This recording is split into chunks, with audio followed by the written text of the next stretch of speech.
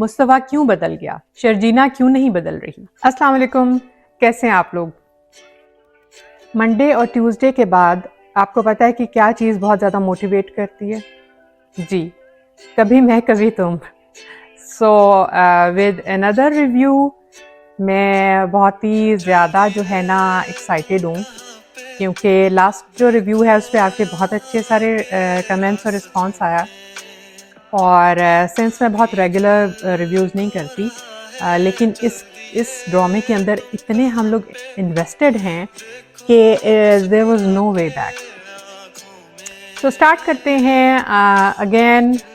सबसे पहले फहद मुस्तफ़ा, उनका कैरेक्टर जो है वो अच्छा डेवलप हो रहा है, लेकिन एक मसला हो गया है कि आम जिंदगी की तरह वो भी इतने बोर हो गए हैं एज अ हस्बैंड।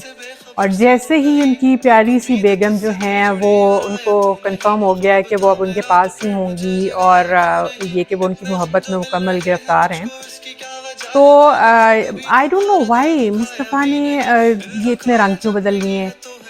जॉब की उनको टेंशन हो गई है और ऑल ऑफ अ सडन उनके जो अच्छे से बाल थे केयर फ्री से, वो सब जो है वो बहुत प्यारे किस्म के वो चिपक गए हैं। Why he was so good, but our concern is कि there are so many red flags coming out. अब अपेरेंटली शर्जीना ने जो है वो perfect wife, perfect companion partner की जो है वो सीट संभाली हुई है। शर्जीना ओ शर्जीना, आप वही गलती कर रही हैं जो सारी औरतजाद ने की है कि आपने अपने आप को इतना अवेलेबल कर दिया है, इतना आपको कोई प्रॉब्लम नहीं है एक बुरे से घर में रहने से, ज़मीन पे सोने से, सब कुछ करने से और उसके पेरेंट्स की सब बातें सुनने से, स्पेशली सास की। लेकिन जो आप भूल रही हैं वो ये है कि एवरी टाइम, पहले तो थोड़ा होता था, मुस्तफ़ा जो है वो इरिटेट हो रहा है, बट नाउ आपने उनको ऑल इन ऑल ही दे दिया। जो सबसे ज़्यादा कंसर्न है कि बहुत सारे रेड फ्लैग्स हैं कि जब शर्जीना प्रेग्नेंट हैं तो उनके हस्बैंड को कोई ख़ास खुशी नहीं हो रही, उनको सिर्फ एक फिक्र है, जबकि पहले ही वो so candid, so very happy person और हर चीज़ में वो कैजुअल था। ये इतना ज़्यादा शिफ्ट जो है पर्सनैलिटी का वो दिखा रहे हैं, और वो भी इस प्रेशर के बगैर कि उनकी बीवी उन पर कोई प्रेशर ही नहीं डाल रही। वो तो 20,000 के घर में ऐसे खुश हैं जैसे पता नहीं क्या ही हो गया है। और तो इतना ज़्यादा प्रेशर अपेरेंटली दिखाया नहीं जा रहा जितना कि मुस्तफ़ा के ऊपर आ गया है। अब ये समझ नहीं आई, यहाँ से एक अजीब सा टर्न है कि अब 2 लाख तनख्वाह हो गई है, तो शर्जीना बहन मुझे ये बताएं कि आपका किराया निकल रहा है 50-60 हज़ार, और उसके बाद भी आपके पास 1,40,000 है, आप शिफ्ट क्यों नहीं कर रहे? एक मेन कैरेक्टर हैं जो शर्जीना के अब्बा हैं, the only Sen person right now, जो उस बहुत ही अच्छे घर में से एक नॉर्मल इंसान है। अब शर्जीना, आप मुझे ये बताएं कि आप अपने पेरेंट्स के घर जाती क्यों नहीं है, जस्ट फॉर विजिट? मतलब इसमें कौन सी बड़ी बात है? आम तौर पे अगर एक ही शहर में रहते हैं तो ये तो बड़ा कॉमन है। आपकी नंद एवरी अदर डे आई होती थी and she is nice too, तो आप तो अपना खुद ही से ही जो है वो अपनी दुश्मन बनी हुई है। वाई? और आपको अंदाज़ा भी है कि हज़ारों लाखों ख़वातीन जो हैं और उनके ग्रुप्स और फेसबुक पे वो हर वक्त आपकी परेशानी में मुब्तला हैं कि आखिर शर्जीना को कौन समझाएगा।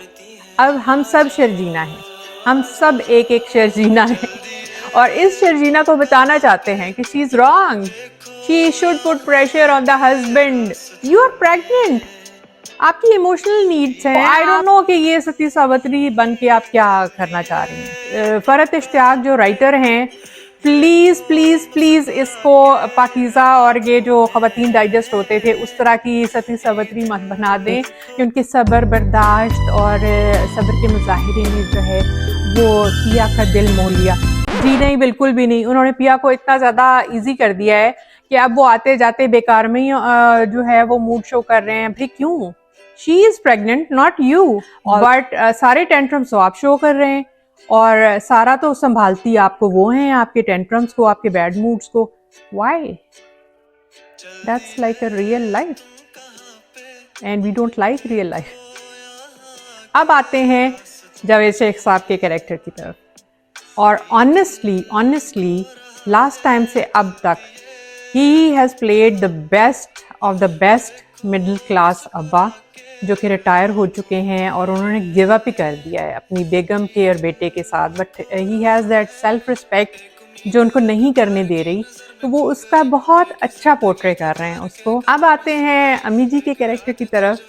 बुशरा अंसारी जो हैं वो बहुत अच्छा कर रही हैं। आई मीन जिस टाइप की मिडिल क्लास मॉम हैं और the only power she has कि वो अब जो उनका कमाऊ पूत है उसके सर के ऊपर वो जो है वो बड़े ख्वाब देख रखे हैं उन्होंने। और honestly I felt really really bad for her कि वो जो है आई मीन डबल साइडेड जो है ना वो पेन थी कि हमें पता है कि क्या हो रहा है और उन्हें नहीं पता था और अब उन्हें बहुत पेन हो। एक पॉइंट समझ नहीं आया कि उन्होंने एक दम से मकान बेचने का इरादा किया, या तो इस तरह के जो पुराने महलों में घर होते हैं वो तो एक पूरी ज़िंदगी होते हैं, उनके साथ अटैचमेंट होती है। वो सिर्फ अब्बू की क्यों है, अब्बा मियाँ की? अम्मा की कतअन कोई एफिलिएशन नहीं थी अपने महल्ले से, अपने लोगों से, अपने घर की चीज़ों से, पुराने फर्नीचर से। I just wonder why.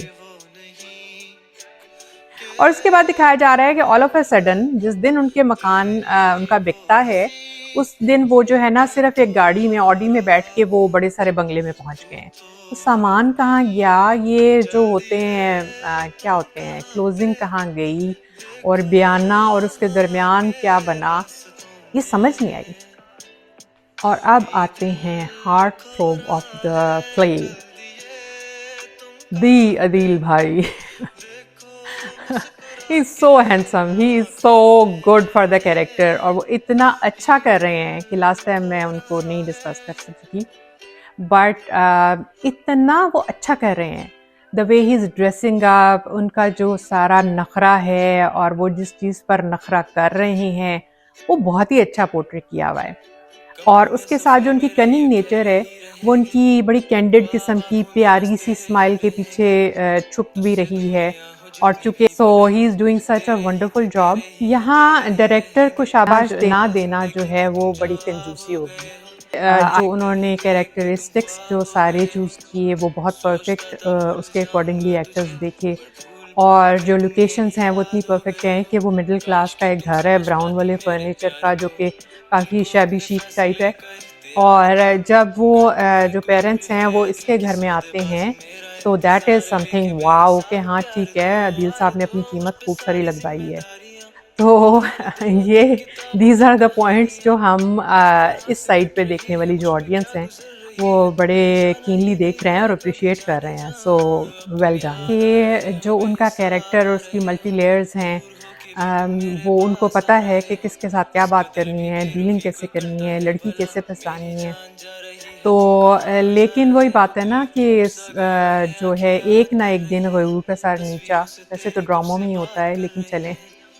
तो बट द पॉइंट इज़ कि उनकी एक्टिंग जो कैरेक्टर प्ले कर रहे हैं, such a wonderful job he is doing कि मुझे I am really feeling bad for the character कि अभी जब उनके पोल खुल रहे हैं तो एक किस्म की सेकंड हैंड एम्बेरसमेंट मुझे फील हो रही थी कि लोग what he has done to his life and why.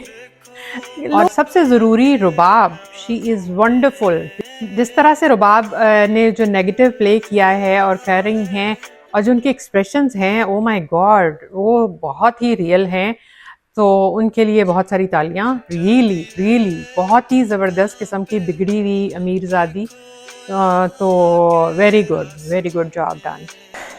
अब यहाँ तक की तो स्टोरी जो है वो हम यहाँ तक आ चुके हैं।